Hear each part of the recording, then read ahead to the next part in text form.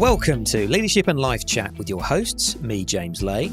And me, Mark Curtis. In each episode, we'll be illustrating how success in leadership is inextricably linked with success in life. Whether it's leadership in business, society, family or friends, we're all leaders. Using our experiences and a range of expert guests, we'll share secrets to boosting your health, wealth and self. So let's get on with the show. What an amazing guest episode we have for you today. We say that Leadership and Life Chat is about health, wealth and self. And today we're chatting to a guest about wealth and self. So we're very lucky to have Janet Mui on the show. Janet is currently Head of Market Analysis at RBC Brewin Dolphin and makes regular appearances on the BBC, Sky News, Bloomberg and CNBC. So if that's not enough, what makes Janet someone we should stand up and take notice of? Well, for me, it's three things. One, she's a wealth strategist, and we can all do with better investments. Two, she's a female who has excelled in a male-dominated industry. And three, she moved from a different country to a different culture and still made an amazing success of her career.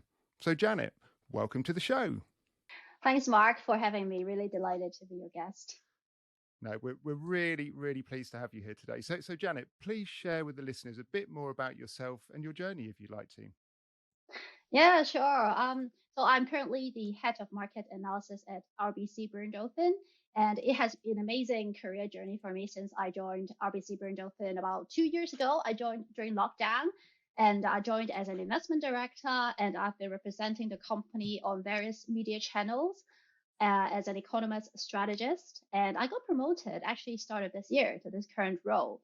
And I'm now the one of the voting member of our investment committee, which determines the asset allocation for over 60 billion of asset. So I really love my job, and I have such a privilege in helping our clients manage money. And I am an economist by background. I've been doing it for over a decade. I'm an economist major, and I also did an MBA in finance at Cambridge University. So I'm a very strong believer in education and hard work. Yeah, wow. So 60 billion. What a responsible job you have there, Janet. So what does a typical day look like in your working life? Yeah, so our role is all about macro, a top-down investment perspective. So our team, basically, we have a chief strategist, we have head of asset allocation, we have quant strategist, and myself in the investment solutions team, and we constantly discuss what is happening with the global economy. I mean, if you follow the markets, it's really, an amazing and erratic thing to look at, given the recent volatility, especially in the UK market. So there is really plenty to look at, from an economic indicator perspective, from the movements in the various securities in bonds and equities. And I also, talk to our clients all the time. It's all about communication, right? We manage their assets, but the clients expect us to update them on what we are doing for them. And they're also curious on, what is happening with the markets. They really want to know that their assets are in safe hands. So my primary role is actually talking to our clients. And at the background, of course, we do a lot of discussion within our team. And I also spoke regularly to the media. And in fact, I was on Bloomberg TV this morning. Oh, wow. So Yeah. So your day started early already today? Very early. I woke up at 5-ish. I mean, that's a really interesting point you raised there, Janet, about communication, because I think very often as business owners, as business leaders, we can get very hung up about the sort of the technical side of what we do for clients. But most of the time, if we're dealing directly with people, it's actually about communication and managing people, isn't it? And maybe at times people skills and communication skills are very much undervalued in business. Yeah, I have to agree. I think communication is very, very crucial. I think a lot of wealth managers, they're doing their own thing, because a lot of us is discretionary wealth manager, meaning that the clients give us their money, so we manage on behalf of them. Sometimes there could be a lack of communication. They don't know actually what the wealth manager are doing with the client portfolio, and that could create some confusion or mistrust or uncertainty. And with markets so volatile, I think they really need us to reassure them, because we are the expert and we have the experience of managing money over a long period of time. So, communication is very helpful. And as you said, a lot of business people, entrepreneur, they're so focused on on their expert area, which may not be the financial side of things. And sometimes they can panic. They don't understand what's going on. They cannot make sense of what's happening. And we are there to help them, to support them. A very simple example is what is going to happen to interest rates. That is going to be a big concern for any business owners or entrepreneurs. Where is energy prices going, etc., etc. So, they find our support really, really valuable. Yeah. Yeah, it's kind. It always makes me think about sort of the example of, say, a medical doctor. Yes, you want them to be technically competent, but I think that the phrase which was always used is like their bedside manner. You want them to Yeah. be able to communicate in a way which makes you feel comfortable and assured and supportive, and I guess that's what we all try and do when we excel in what we do for a living.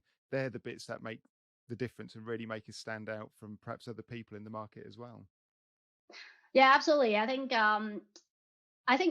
from the pandemic experience is that people really want to hear from the wealth manager. Because the thing is, when you read the news, it is often very, very negative. Because negative news sells. And if you keep reading it, you become really pessimistic, and sometimes it can blindside you. And I think with a wealth manager by your side, constantly telling you what their expert opinion is, sometimes things may not be as bad, right? If you were in the middle of the pandemic and you saw, stock prices fall by, 20, 30% at one stage, you would panic. But then what happened was actually, central banks were cutting interest rate. There were loads of stimulus. So what we saw was that actually it is okay. Markets will rebound. And in fact, it did. So imagine if you actually sell at the very worst of time, at the trough of the pandemic, you would have missed out so much because you were listening to the newspaper, the scaremongering, etc. You thought it is the end of the world. So I think, wealth manager is very valuable in that sense. Yeah, and there's a phrase I've come across before, and it'd be interesting to see if what your thoughts on it. I think the phrase is it's not timing the market, it's time in the market. Yeah, absolutely. This is what we keep telling our clients, because if you look at it from a long-term perspective, because if you invest, you will always see fluctuations. It is all about a cycle. As in the economic cycle, there are always ups and downs. But over the very long term, equities tend to deliver the best return out of all the asset classes. And for example, right now, the valuations of equities is banging on average in the US and actually below their long-term averages, say in Europe or Asia, right? And historically speaking, if you start to get into the market at this point and you hold it long enough, you will get a decent real long-term return per annum. And sometimes the volatility happens very quickly, and you just need to hold on. And because if you realize your losses, it will be your losses. And if you miss out some of the best days of rebound in the market, you also lose out quite a bit in the long term. So our advice is, don't panic and stay the course, stay for the long term. Of course, you'll have to revisit maybe what's right for you in terms of the asset allocation, et cetera, et cetera. But overall speaking, you're absolutely right. It's the time in the market rather than timing the market. It's extremely difficult to time the market. Yeah. Yeah, and I think that's a great bit of advice for the business owners, the leaders listening today, which is if they are already investing, if they've already got portfolios, whatever that might be, whether it be pensions or ISAs or various other investment platforms, it's kind of don't panic, just stay calm, especially if you're using somebody like your business, just trust the people who are looking at it for you, and don't panic, just don't keep looking at every day. It's certainly the mistake I used to make when I was younger and was doing some investments. I'd look at it every day, and honestly, it just used to stress me out. If it went up, you were really happy. If it went down, you had a bad day. So now, as I've got older, I maybe look at it once every 3 or 4 months because my funds are actively managed. So I don't need to. I'm paying someone else to worry. I don't need to worry. Yeah, exactly. We are the people who actually worry about it for you, and we make changes to our portfolios depending on market conditions, right? So we have lots of research support, quantitative analysis, risk management metrics to help us make the right decision for you, like whether you are cautious or you are more ambitious in your return profile. So I Mm. think the key thing is not to panic, because if you look back at market history, right, we have seen this before. Whether you're talking about the '08 financial crisis, it was a very bad situation. We don't expect anything like that, but markets were way above where it was, right? In Mm. the decades to come in the US market. And the very recent example of the pandemic that I mentioned, you saw a trough, and then subsequently, you see the fastest bull market in history in the US. And imagine if you missed that out. All you had to do was Mm. just to wait and be patient. So I think, we wealth managers are there to actually give you another perspective, and, help you manage your finances in times of uncertainty and help you generate that real long-term returns.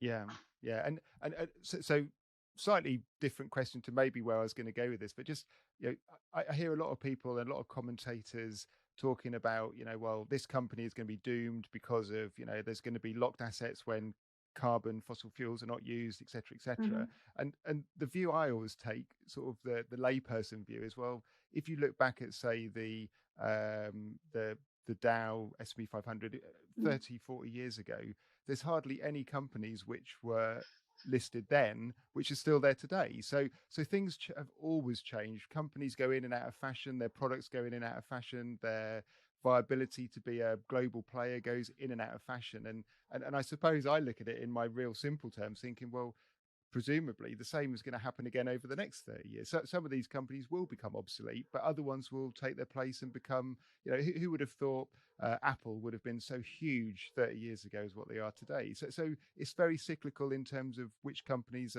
value and which aren't, and which are going to perform and which aren't as well, presumably. Yeah, absolutely. I think that's why, in addition to looking at the short-term cyclical trend, the macro trends, actually looking at it from a long-term thematic angle is very useful as well, Mm. right?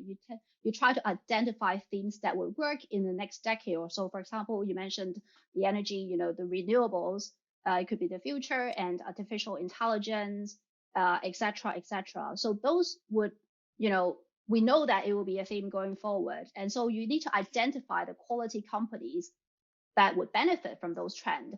And you mentioned about companies being obsolete and etc. And that's why I think active management, it can be very helpful with the right analysts doing all Mm. the research for you to pick out the stock that is going to be the beneficiary of the future.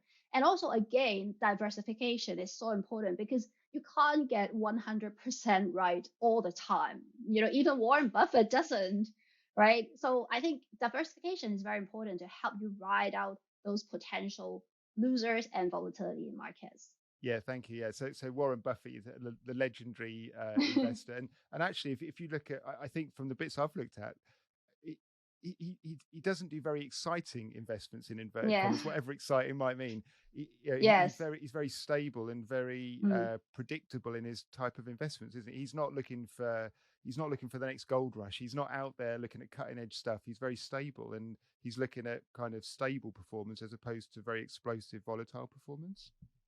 Yeah, absolutely. I think the key for him is that he needs to buy at the right price, and the company Mm. has to be a good quality company that either generate you a good dividend income, or it has a good steady long-term growth profile. So there are funds that Yeah. invest in more speculative things, that valuations could be very high, but there's a lot of hype about it.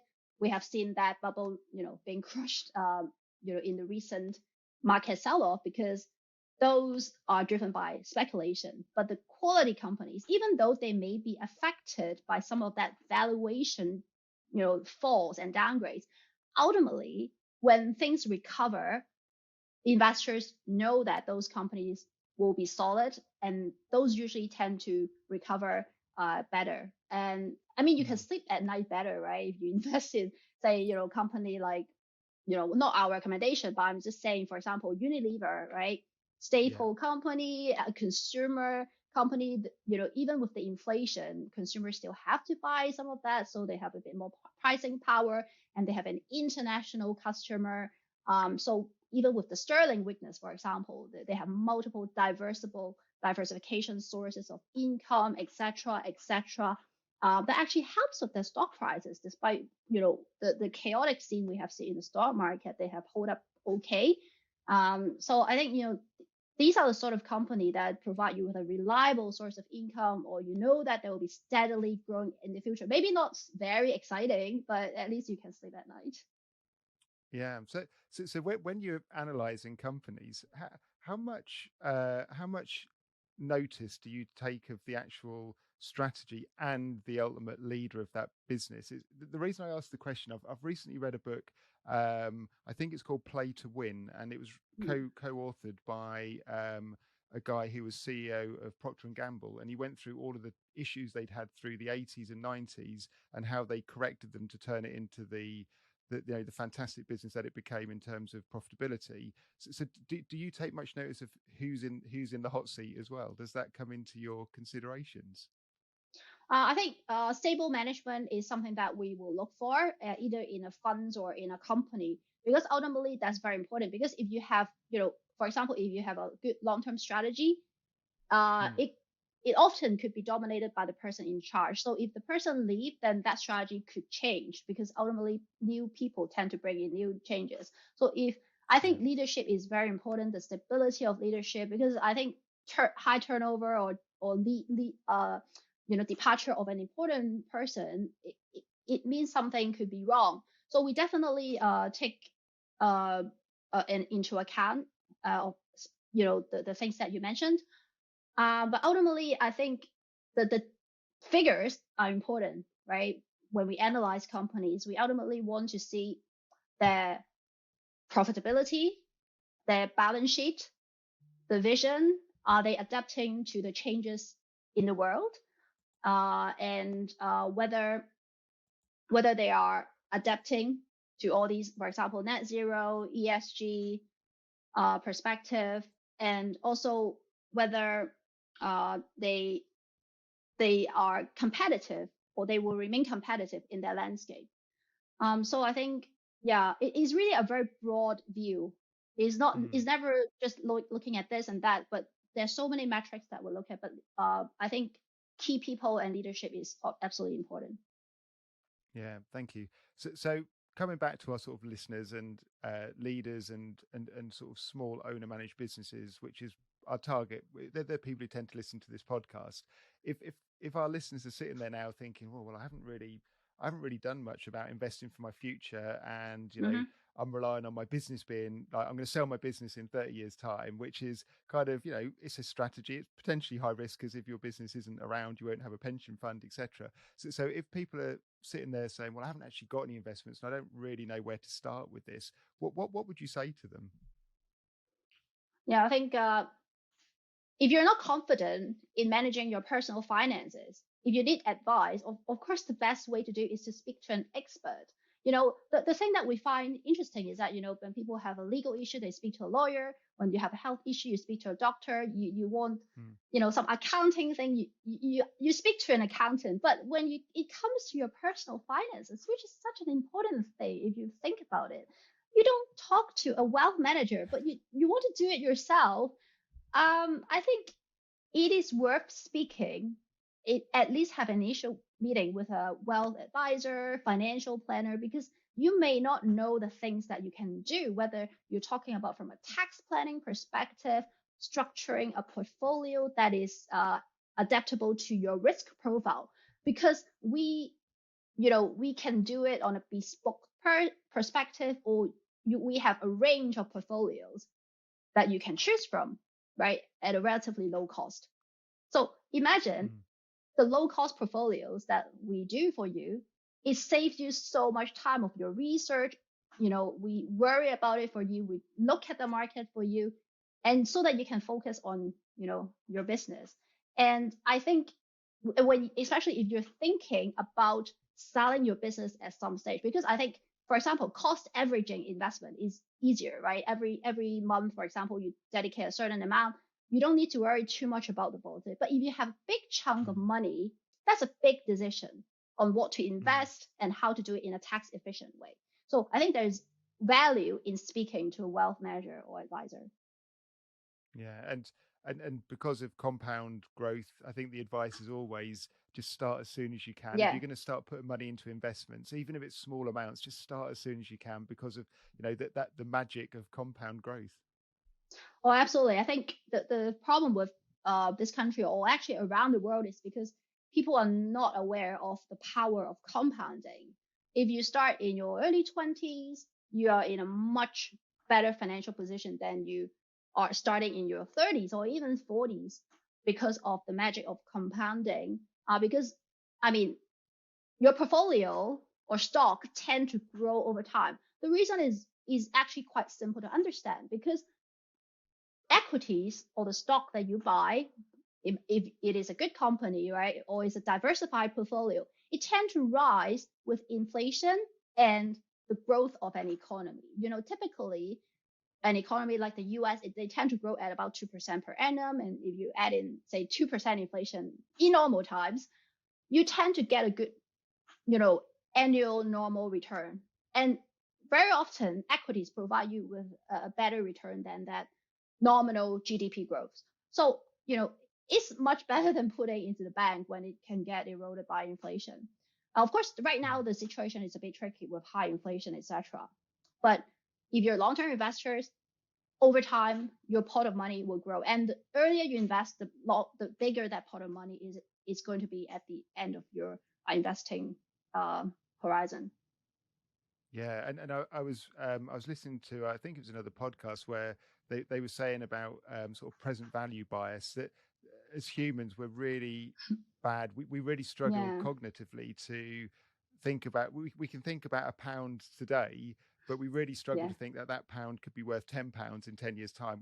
We conceptually we struggle with that, so we put far more emphasis on the value of today than we do in 10 years' time, which is always the challenge for I guess your industry, which is how, when people have got that present value bias, how to encourage them that actually they shouldn't go and buy that new designer watch today, because it would be better to put that £50 into an investment for the future. And I suppose that is always going to be a challenge because of human nature.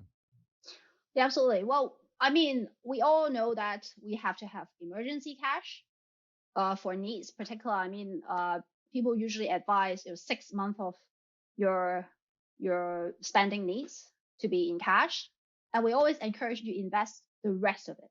That is, you don't immediately need. I think that's the key. If you think of it like that in different buckets, you know that your investment is separate from the cash flow that you may need if things go wrong, right? I think that would help you psychologically better. And also, I think it's worth looking at, some long-term data on investment, etc., to understand that actually long-term investing is working, right? We don't just make up these stories. We are backed by hundreds of years of past historical data. So I think if you think of it that way, I think you will be more willing to invest. But I can understand it is difficult. And that's why I think that we should be promoting more about financial education. I do believe that there's a gap and we don't learn about it at school. That's the thing. If we start to learn about it earlier, we will get more accustomed to this thinking and this perspective. But we just didn't. I think it's because we're in the financial services industry. We understand more. But even so, as you said, humans, we are just psychologically, it's just difficult. So let alone people who are not in this industry, who have not received the proper financial education. So I think it's great that, we're doing this podcast and we're trying to promote this. Yeah, I think that's a massive point there, Janet, about schools and financial education. As you say, because we've both gone into sectors which are financially driven, it makes you confront things because you see what other people have done, you see what works, and it probably shapes your own future because of that. But people who are maybe going into different sectors, they just don't get that sort of in their face advice and seeing what's really going on. So I think that would be I'm with you. If this stuff could be taught to children at a younger age, just so they Yeah. really understood money, it would make such a difference. So yeah. So another probably a topical question actually at the moment. One of the things I've seen doing quite a lot of rounds on the internet at the moment is people having the discussion about should I pay off debt or should Hmm. I put the money into investment? And as we're now probably entering into a few years of maybe rising interest rates, Mm. that that that question probably becomes more pertinent than maybe what it's done when borrowing's been really cheap over the last 10, 15 years. Yeah, this is a very tricky question. I think, as always, it depends on your personal situation. If you're very debt adverse, you literally, can't sleep when you think about the mortgage you have and the rising interest rates, then of course, do whatever that makes you feel more comfortable, right? Pay down your debt. Especially, it makes sense in a rising interest rates environment. But if you're not like that, and if you're comfortable with your cash flow, etc., and you do have some spare money, I think having a balanced view is better, because we have to understand markets have fallen quite substantially. And usually this presents very good buying opportunity. We have seen it many times over in history. You don't buy when valuations are high. You buy when valuations are low. So Mm. if you do have spare cash to invest, maybe you can pay down partially your debt, or you can, have a portion of that money invested either in stock market portfolios or bonds. Bonds are actually presenting good values, right? We were at zero interest rate. Now bond yields in the UK, US, it is over 4%, right? So these Mm. are more attractive nowadays. So I think it depends on your personal perspective, your risk profile, but we generally still recommend people investing, especially now that valuations are more attractive. Yeah, it's as you were talking there, it reminded me of a conversation that I had with my dad years ago, and it was very similar to what you were saying there. He was talking to they wanted to. My mum and dad were able to. I mean, they bought the house in 1972, so it probably cost about $2,000 or something. But it was in the late 80s, and they had a little bit of cash that they wanted to just clear their mortgage with. And my dad said to me, he said the mortgage advisor, who was also it was a bit Wild West back in the 1980s. There was certainly a lot less regulation than what there'd be today. And the guy was saying to my dad, "Oh, don't pay your mortgage off. Give me that money and I can give you like 10, 15% a year growth on this money. You're crazy to pay your mortgage off." And I remember my dad said to me, he said the words you virtually used there, Janet, which is, I said to him, but that won't help me sleep at night. So Yeah. my mum and dad took the decision. They wanted to sleep at night, so Yeah. they used the cash to clear the last bit of the mortgage off, and then they worried about investment thereafter. So she said, "There's no right or wrong with this. It No. has to feel right for you as an individual as well. Otherwise, you're just going to worry about it." I can't agree more, because the thing I really like about management industry, that, everyone behind is a human, right? Mm. I think you do whatever is best for you, and your wealth manager should do what is best for your circumstances. They shouldn't pressure you to Yeah. invest because they want your money.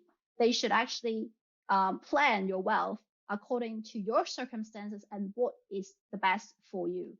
And Yeah. you're absolutely right. Some people just can't sleep at night if something bothers them, and we always listen Yeah. to our client and serve in their best interest. Yeah, that's brilliant. Thank you. So I think I'm going to perhaps move direction slightly now, Janet. I think there's a lot of advice there for people, business owners who maybe haven't thought about investment, haven't started to do it yet.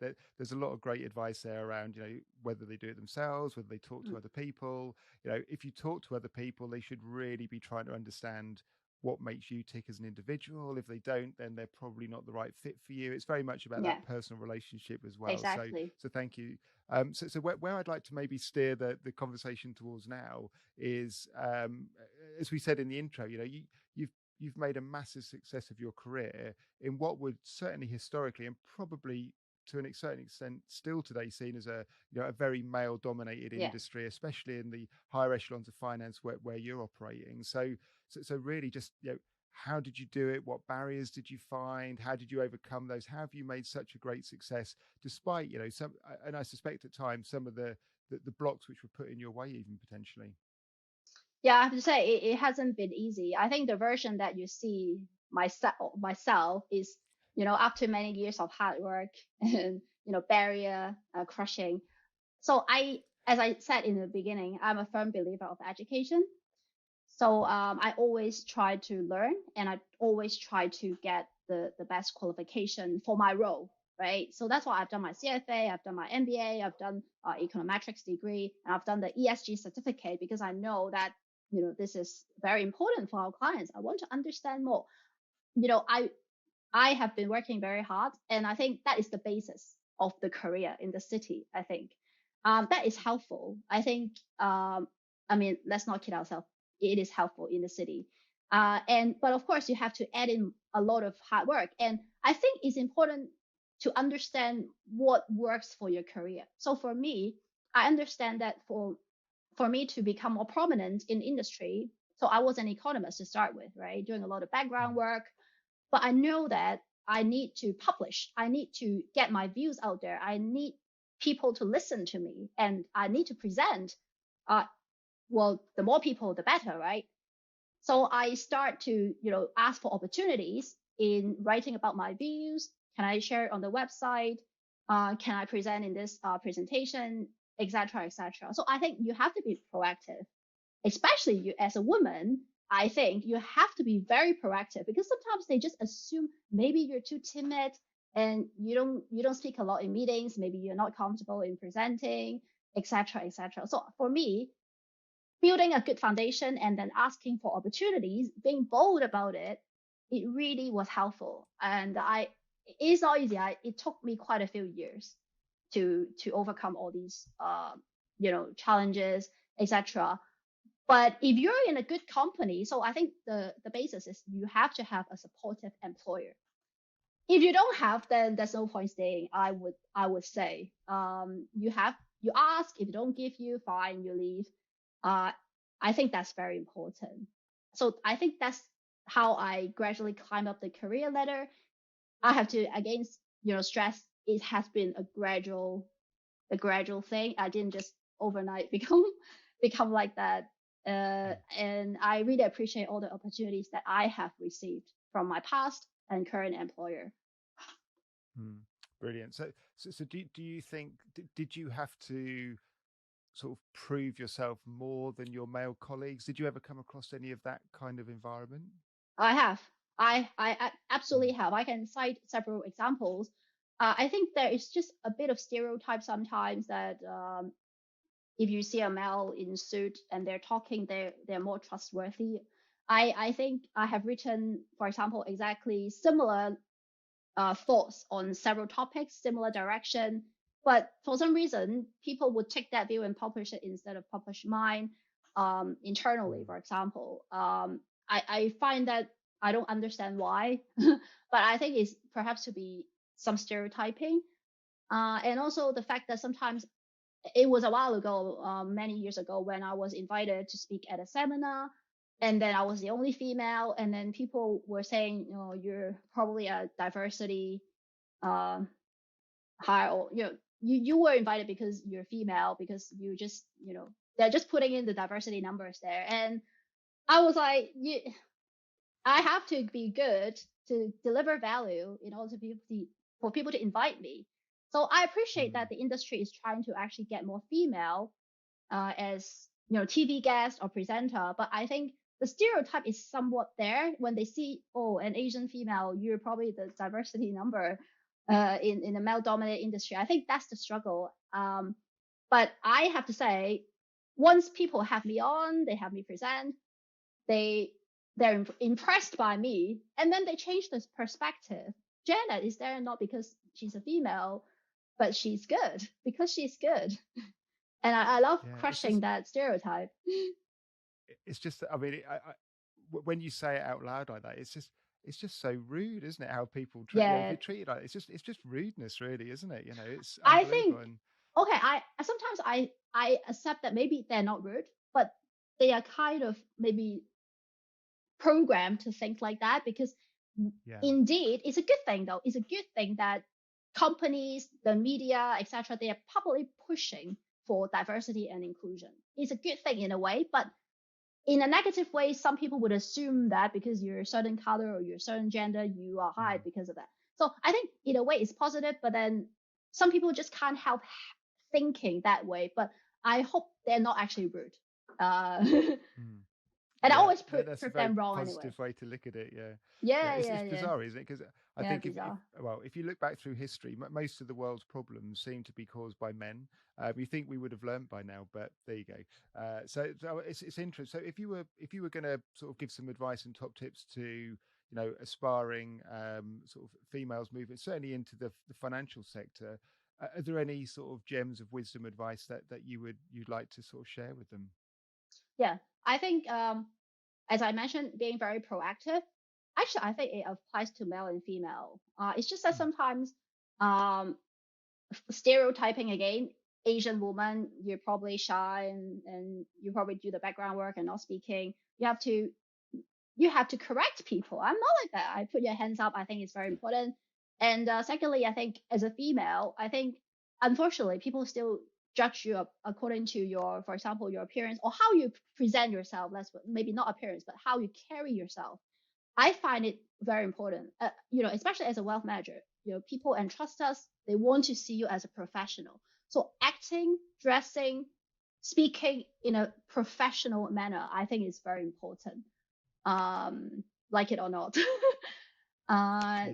yeah, and also I think communication skill is very important. Ultimately, you're speaking, to a human person, right? What are you doing? Maybe you look at a lot of data, figures, etc. But ultimately, what we're doing is for humans. So communicating is a basic thing, right? But people sometimes they just don't pay too much attention to that.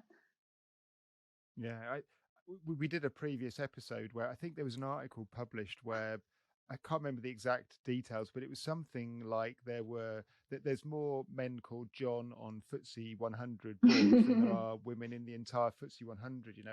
It was staggering, in terms of how male dominated it was. And the episode we did then was all about actually it's about balance. You want diversity of in the widest possible sense in a group, because the more diversity you have, the more different views you have, the less blind spots you have as a group. It's just you want inclusivity and you want diversity because it normally nine times out of 10, 99 times out of 100, it's going to give a overall better result, isn't it? I have to say, I think this is the essence. What you mentioned is the diversity of thought. It's not about, oh, I want certain color in your team, I want certain gender. It's about diversity of thoughts, because you tend to get that when you have people from different background. For example, in our team, in our wider team, the investment solutions and the research team, we are very diverse. We have people coming from all around Europe, Asia, Africa. So we all bring different life experiences and perspective, etc.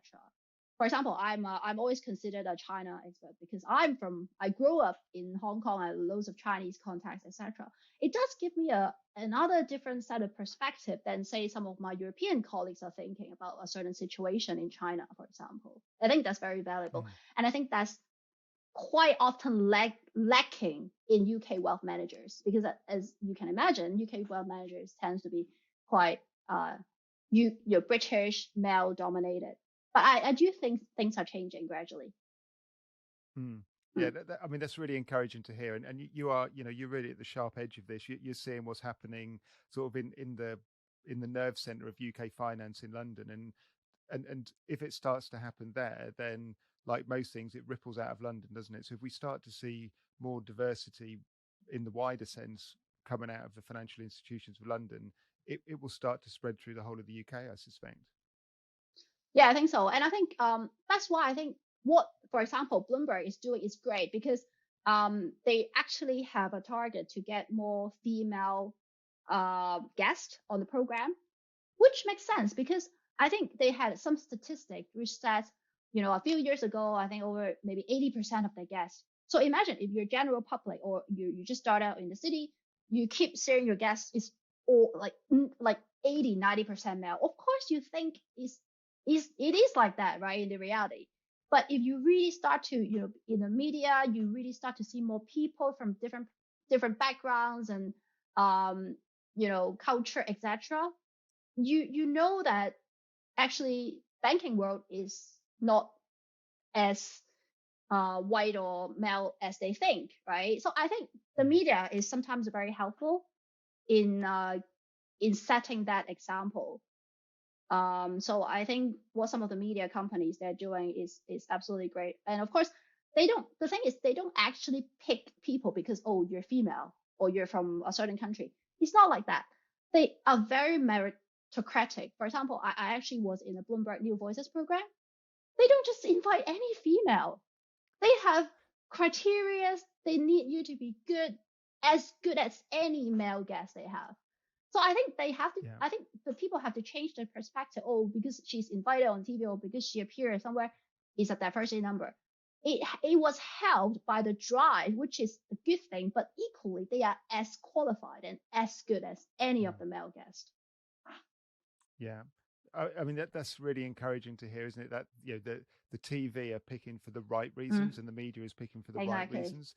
So if any of our listeners were looking to maybe break into the media to publicize themselves, grow their careers, grow their businesses, how did you? I mean, clearly being part of Brewin Dolphin helps because it's a recognizable brand for the media to start with. But how did you manage to become the face, the voice of Brewin Dolphin and the expert that they wanted to talk to? How did you maneuver yourself into that position?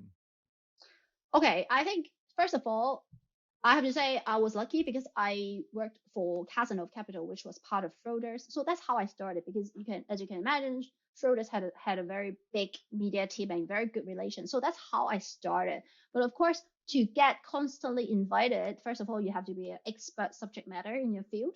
And the way I started, you have to start with something. I talked about China a lot initially because I'm the China expert. And then you gradually get invited more, and then other media notice you because, for example, I post a lot on LinkedIn. You have to, if you're really ambitious, you have to put yourself out there, post on social media, use the right hashtag to promote it. I think over time, it wouldn't work overnight. It would work over time. And then, I mean, for example, I can tell you, if you're really, really ambitious, you can, for example, BBC, they have the 50-50 diversity program. You can actually go on their website and register.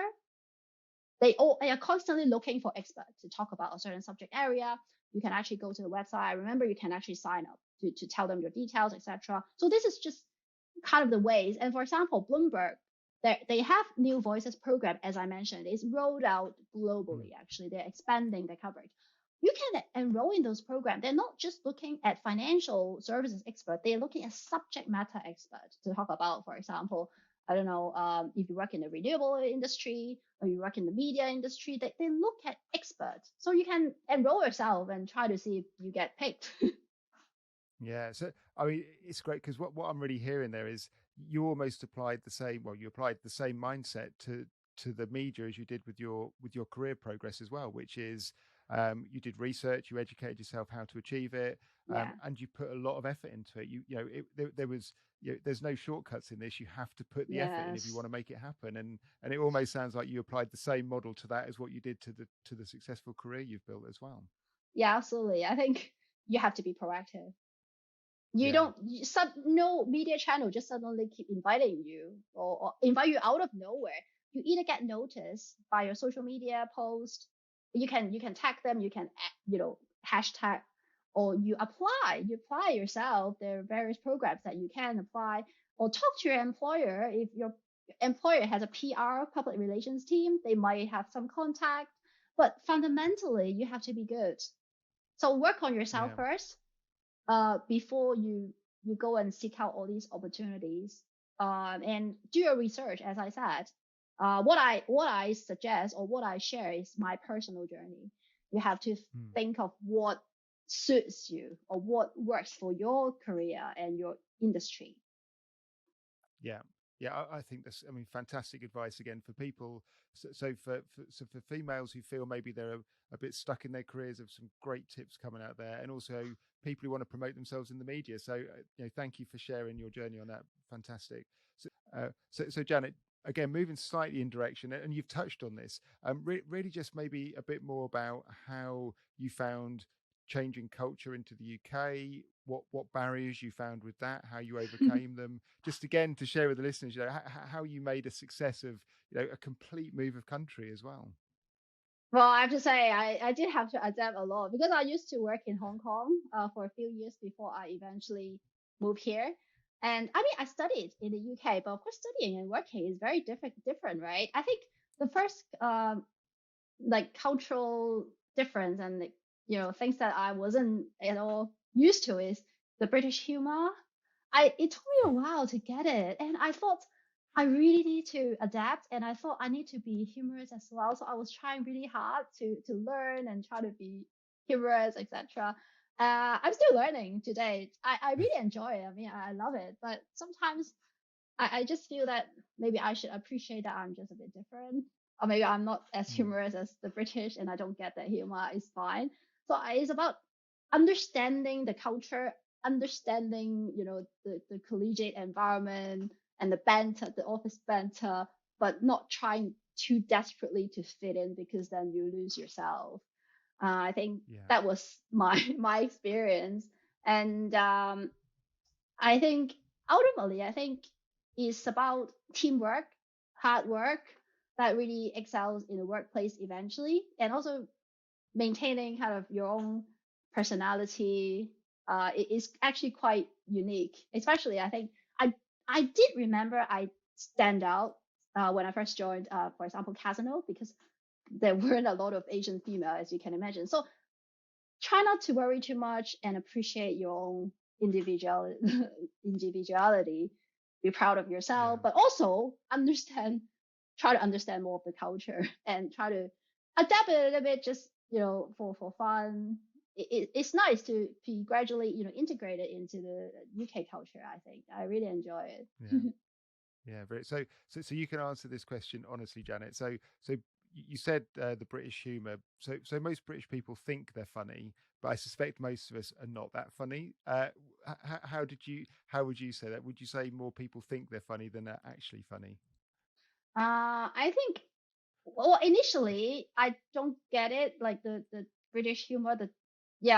I didn't find it funny, but I think I'm more used to it now, and I find them funny, and I like the way how the British, they say things really elegantly and indirectly.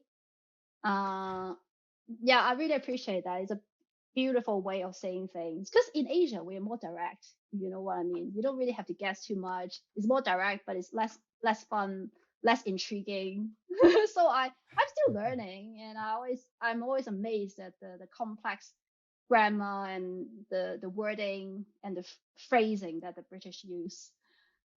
Yeah, it's interesting. We had a guest episode which we recorded a few weeks ago with an English guy who's been living out in Shanghai for 10 years, and it was very interesting hearing his take on the other direction as well. So a British person trying to understand the culture in China as well. He said he said it was really difficult to start with. Things that he would take for granted how he would act in the UK could suddenly become offensive, or he was easily offended by others in China when he shouldn't have been. It was just understanding the culture. So it sounds like it's just very similar for you going the other direction. It's just it is different, and it's just understanding how it's different and then working out how you fit into that culture. I think especially because, as you understand, like I started working in a private wealth management environment in the UK, and Castle of Capital is a rather prestigious brand in the wealth management industry. Like we are really high-end clients. And I started at that kind of British poshness, as you can imagine. So I think it's just, wow, it blows my mind the way some private bankers speak, the way they speak. And I'm very lucky. I mean, everyone is very polite in the environment. So I guess I think the general stereotyping is that British speak in a very polite way. They're overly polite, indirect. So maybe your guests really had a cultural shock when they went to Asia or China, when people are much more direct, but it doesn't mean they're rude. Yeah, I think the example he gave was he was on the I don't know the name, but the subway in Shanghai, and he said there was kind of a sort of a little granny shoulder barged him out the way, you know, and he was deeply offended. He didn't know whether he should say anything. And then after a few months, he realized that it's just the hustle and bustle of life in Shanghai. It's just what people do. No one's offended by it. You know, people kind of push you around a little bit, but it's not offensive. But he had to understand that culturally, that was the way it happened there. Yeah, as I said, is a matter of appreciating, understanding. You don't need to change yourself. He will still be his polite gentleman, but also appreciating some of that cultural difference. That's how exactly I did. But I did really try to learn about the British humor, etc. I do hope to be more humorous. That would, I think I'm improving, getting there. That's great. So Janet, just conscious of your time, just moving into the last couple of questions, if it's okay. The first one is, if you were going to recommend, 3 books or podcasts or films, something which you think people would really benefit from watching or listening or reading to help them around the topic of wealth and investment, what would you recommend? Yeah, so I always recommend this book, which is called Psychology of Money. And it's a very easy to understand book, actually.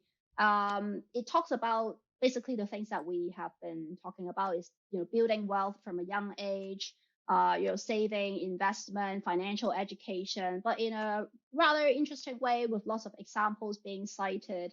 I like that book, Psychology of Money. And secondly, in terms of podcasts, I think there's a podcast which is called Money Maze Podcast. They interview a lot of heavyweight people in the financial industry. So it's a very broad set of guest speakers, private equity, investment banking, traders, fund managers, etc. Money Maze podcast is very, very high quality, and the guests are really high profile. And last but not least, the third one. I mean, as a female, so I always read books that successful female write about, their own journey. Of course, the classic one is Lean In. I had it on my bookshelf. I really loved it. But I mean, it's kind of a staple book, Lean In, for female people who are very ambitious, who want to lean in. Because the concept is that in a boardroom, you lean in, you don't sit back, you lean in, you want to be more engaged.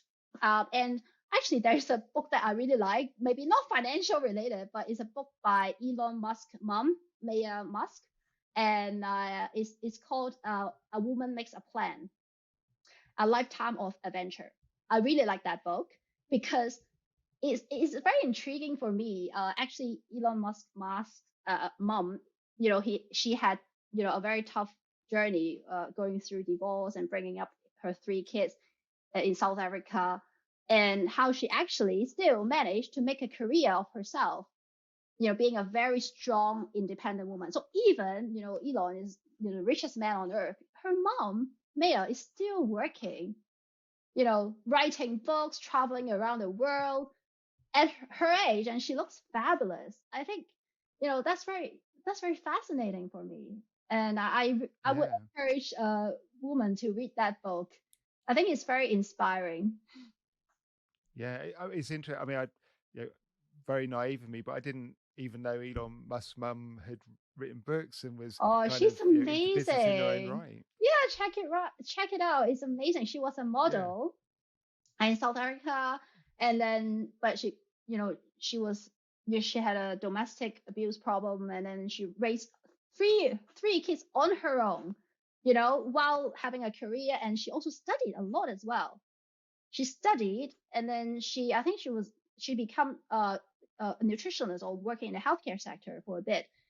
And then obviously, Elon Musk, became big, and, I mean, she's very well off, obviously, but she's still working. I think that's very inspiring. She wrote a book. I think it's really worth reading, how she overcame all these trouble as a single mom and bringing up 3 fantastic kids.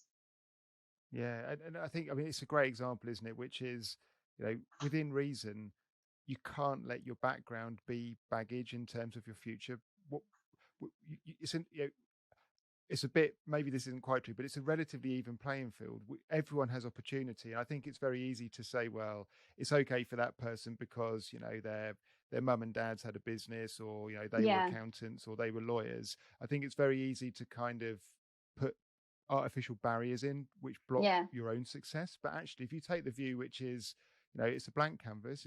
It's a level playing field, and I can invest in myself. And investing doesn't have to mean money, does it? You can buy Yes. secondhand books for next to nothing on the internet. You can invest in yourself for very little money, and even sort of beg and borrow books off people if you need to. But if you've got that thirst and that drive and that fire inside you, then the world is your oyster. There's no barrier, is there? It's really whatever you want to achieve. And I guess Elon Musk is an example of that. He perhaps didn't have the best upbringing because of what his mum had Yeah. to go through, but and he could have easily said, well, of course, I came from a family where there was domestic abuse, therefore, but he's not let any of that become baggage or hold him back. In fact, he's probably used it as fuel, hasn't he, to go, I'm going to be better than that. I'm going to make something. I'm going to help other people. Exactly. And also highlights how, having like for Elon, probably his mom is a role model for him, a strong, independent woman who raised them and who never stopped working, never stopped learning. I think that's very inspiring for me. And also quite interesting. The book also talks a bit about Elon's childhood, and it's just quite interesting. I really enjoy that book. Yeah, I'm definitely going to add that to my Yeah. reading list. Thank you. Yeah. So Janet, final question. If you were able to transport yourself back in time and have a chat with an 18-year-old Janet, what 3 bits of advice or words of wisdom would you try and impart with yourself? 3 bits of advice. I think, well, I wish I have saved more and invested when I was 18. I think I was kind of, just a very typical lady, want to buy new clothes and shoes, etc. Like the handbag, the designer. I was like that in my, like, not 18, but when I started earning money. I actually, looking back, I don't need it. It didn't actually make me feel very happy, to be honest. I'm quite minimalist, as I told you at the beginning when we were prepping. Yeah. I'm quite minimalist nowadays because I don't find immense happiness from that kind of thing. I think it's the confidence that I have, the career that I like. So I think, yeah, save and invest first, and then believe in yourself, be confident, because I think I never would imagine myself being on TV, like going to Bloomberg very often, because I remember when I started at Casino, it was my boss who was nearly 60 who did that, who was the face of Casino. And then I was always watching him. Oh yeah, maybe it would take me another 20 years, because he was 60 at the time. Like nearly, he retired actually after I joined for a few years. But things can happen pretty quickly if you have the right opportunity. So be prepared. Don't think I can only do that in 10, 20 years. You never know. Yeah. And then the third, I mean, there can be many advice. The third one would be invest in your health. Again, I wish I go to the gym more regularly when I was younger, because when you're young, you think, oh, I'm invincible. My figure is great. I have so much muscle. But, when you start to age, you realize, to function well mentally, you also need the physical body to match. So I think starting exercising regularly, don't think, oh, you're young and invincible. Don't drink too much, sleep more. Sorry, sound like a mom. No, do you know what, Janet? And I haven't shared this with you yet, but it's actually my birthday today, and I'm 48 years old, and I wish I'd have given that advice to myself when I was 18. Happy birthday. Too many miles and damage on the clock now for me. You don't look 48. Oh, I'm surprised. You don't look 48 at all. You should do a podcast on your anti-aging tips, actually. All I can say, Janet, it must be down to good genes. It's certainly not because your first point around saving more. Between the ages of 18 and 24, I spent far too much money on beer and taxis. So I could have saved more, and I could have had better health. We all do. That's why it's lovely you do this podcast to give advice. Yeah. Oh, that's brilliant. Now, I think that they are three phenomenal tips, which I think we would all benefit if we could tell our 18-year-old selves those points. So thank you. So Janet, thank you for your time. That brings us to the end of the show. So as I say, a massive thank you. There's been Thank so you. much value in there. I just, there's so much we could pick out. Thank you. And Thank you so much. if the listeners wanted to maybe follow you and reach out to you and hear more about your media career, etc., where is the best place for them to find you? Yeah, so I'm on LinkedIn, Twitter, Instagram, but I mostly update my LinkedIn because I can type more. Because Twitter, I update as well, but you can only type so many words, right? So I always actually post my macro thoughts. So I'm actually on LinkedIn top voices in finance this year.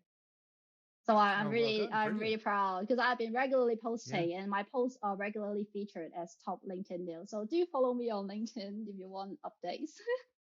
Yeah, absolutely. So if people just type your name, you just Yeah, fill as I'm Janet Janet Mui. Moy, is that? Yeah, Yep. yeah, yeah. Yeah, perfect. Well, we'll find the link and we'll put it in the show notes. So if Okay. anyone wants to have an easy link through, they can just follow it through the show notes. So, yep, brilliant. Thank you, Janet. Thank you, Mark. So hopefully we can have another interview at some point in the future when maybe some more exciting things have happened in the global economy. Perhaps when we do have locked in carbon assets, that might be a good time to get you back on. But thank you for your time. Really appreciated and really love the value you shared. Thank you. Oh, thanks for having me, Mark. Well, I'm going to bring producer Lizzie in here. Lizzie, that was just a phenomenal discussion with Janet. There was so much in there. I mean, I know I've said it already, but it really was. There was so much value, and we've got to try and, in traditional style, just pick out three things that really resonated with us on that one. So because of the, Janet, the women in the working world, barriers, I thought it'd be really interesting for the listeners to get your take and what you took out of the episode as well. So did you want to fire off with the first point, which really resonated with you? Yeah, I thought it was really interesting. She was talking early on about education, how she believed in education. And at first I thought she was just referring to the fact that she has gone out and done her degree in MBA and all that kind of thing. But then she started to talk about financial education early, as in at school. And that really resonated with me because I was literally talking to some friends about it recently, about how why was I learning Pythagoras' theorem in maths at school when I should have been taught what a mortgage is, what interest rates mean and are, and how they impact my life, and all of these things that are now impacting me, and I'm struggling to get my head around a lot of the time, and could really have just done with something, anything at school, and we got nothing. It's crazy, really, when you look back on how much actually we don't know unless we go out to seek the knowledge for ourselves. Like you say, Janet did and you did, because those were the professions that you were going into. So you needed to know those things. I didn't need to know them when I was younger. I had absolutely zero interest in them. And for quite a long time, I felt like they didn't impact me. And I wish that someone had taken me and shaken me and gone, no, Lizzie, you need to know about this stuff and you need to learn it now. So that really resonated with me, that point. Yeah, I think that's a huge point, isn't it? I mean, however you like to think the world of finance doesn't impact on you, it absolutely does. And I think there's an element of this. I can't remember what is the saying. It's don't let the world happen to you, happen to the world. It's almost like you might not be able to influence or change much of this, but having enough knowledge to make informed decisions is kind of crucial, isn't it? And I'm with you. I think I probably learned more by the time I'd got to maybe my mid-20s. I mean, even as an accountant, you're dealing with numbers, but you're not dealing with finance in this type of sense, So I think I look back at compounding. I look at a house I nearly bought when I was 25, and I decided not to. I'm even 23 even, and I look back now and I think that they were mistakes, but I don't regret it.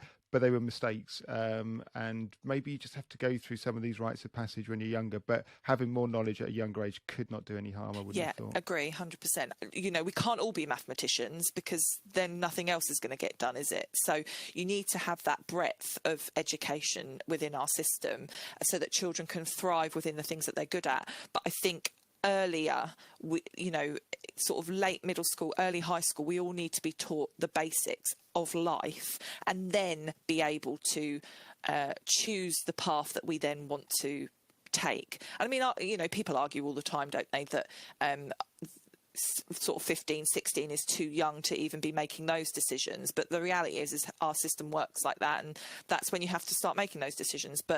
And that is the right time for that within the current, framework that we have in our educational system. And pensions, that's a big one for me, is pensions.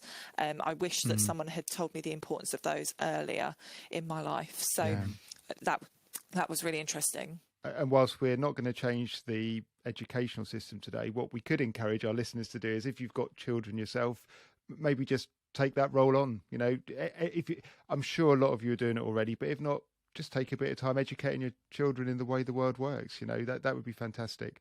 What I tell my nieces now, every particularly young woman that I know now who are looking to buy houses with their boyfriends and all that sort of thing, I'm very firm with them about, making sure that they understand what they're doing and the implications of it further down the road. Moving on to the second point. So one of the things which really jumped out for me, because it's, in some ways, it's almost a constant theme and thread through the whole of the Impromptu Business Chat and Leadership Life series, which is invest in yourself. Janet talked about the value and the importance. If you want to really upskill yourself, if you want to have a wider knowledge, you have to invest in yourself. And it doesn't mean having to go to Cambridge University, which Janet did. Investing in yourself could just be reading a book on a topic which is just outside of your comfort zone, or you don't have very much knowledge about. So it's just that continual drip of investing in yourself to become a newer version, even a better version of yourself every day.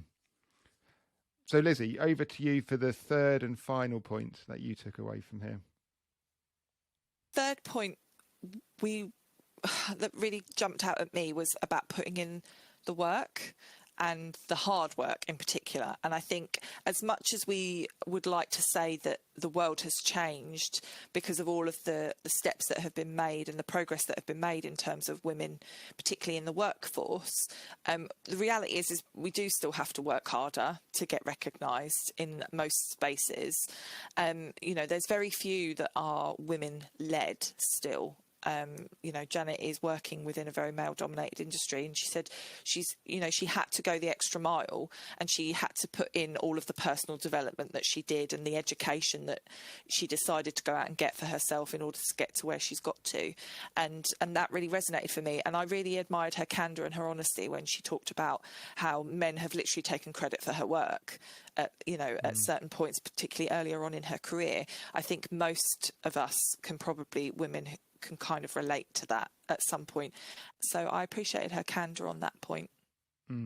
Brilliant. Yeah, thank you. So as we said, there was so much more outside of those 3 points. So I'm certainly going to take another listen to this, because I really want to hear the points Janet raised again.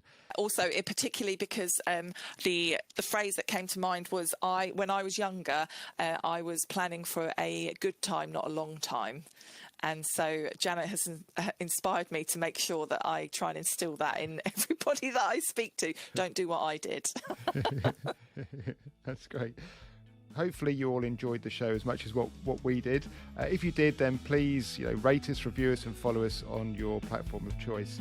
All of the links for today's show, including the books and how to contact Janet, will be in the show notes. And finally, a massive thank you to our sponsors, Larking, Gowen. Visit their website to see how their team of experts can help you and your business. Until next week, have a great week, everybody.